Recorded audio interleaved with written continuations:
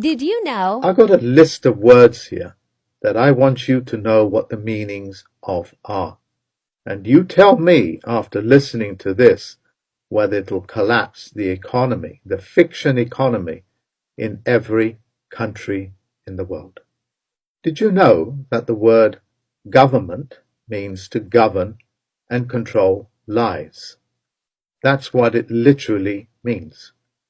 Did you know that when somebody writes your name, your birth name, in all capitals, it means that you are dead? That's how they signify dead people. Look at your gravestones. Did you know Black's Law Dictionary, which is one of the cornerstones of dictionary that they use in the courts, means law for the dead, for dead people. That's why the judges wear a black robe, to honor the dead. Did you know the owner of Facebook, called Meta in Hebrew, because it's a Jewish company, means dead? And did you know when they renamed that company over a year ago, the stocks plummeted to say the company is being earmarked for death? Did you know that the word calendar means book of debtors? And did you also know that the original calendar, less than 200 years ago, had 13 months? 13 months. But they changed it to a 12 to keep people in a perpetual state of debt so they can't discharge the debt, as it were. Quite an eye opener, isn't it? Did you also know that Parliament passes acts, and all acts are for actors? Like when you say the scriptures, as in the Bible, did you know that it actually has a book in there, in the New Testament, called Acts? And acts are for actors, as in Scene 1, Act 5, Shakespeare. And it was Shakespeare that reminded you that the world is a stage. Did you know when you use the word person, like I'm a person, making it gender neutral? Who wants to be gender neutral, as it were? Did you know person means an actor that's playing a particular character, called a persona, which means an actor's mask? Did you know that the word persona quite literally means an actor's mask, where the word person is derived from? Did you know when you say that you are a white man or a white woman, and you tick that box, white man or white woman, and say you're in America, it says that you are North African or European, but not American. So if I tick a box to say that I am not a man in England, then I'm saying I'm from somewhere else, and therefore I am foreign to this land. You understand? Did you know the word mortgage, that so many of you have, means a death pledge? And did you know a mortgage is what they call an unconscionable contract, where no two reasonable people will ever sign or autograph or witness such an unconscionable contract? Did you know the word pharmaceutical means maker of poisons and potions? And it's got nothing to do with therapy or therapeutic procedures. I knew this when I read a book from the 19th century called 1 Million Guinea Pigs. And consequently, hundreds of similar books about the horrors of what the pharmaceutical really is has been constantly in your press. Did you know that if you tick the box on a form or call yourself a black man, you are saying that you are a dead man? If you are a woman that tick that box or say that you are a black woman, it means you're a dead woman.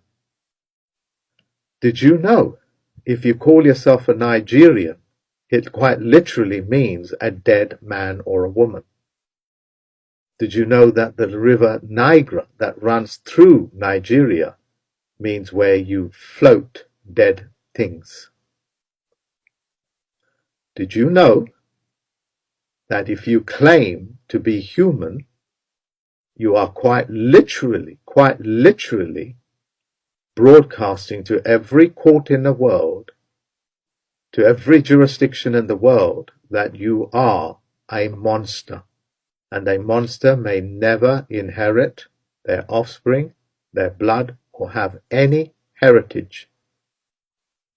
Did you know that the currency of Nigeria, the naira, means the currency of dead people? It's a dead instrument, not even a debt instrument. It is not even a debt instrument. It is a dead instrument.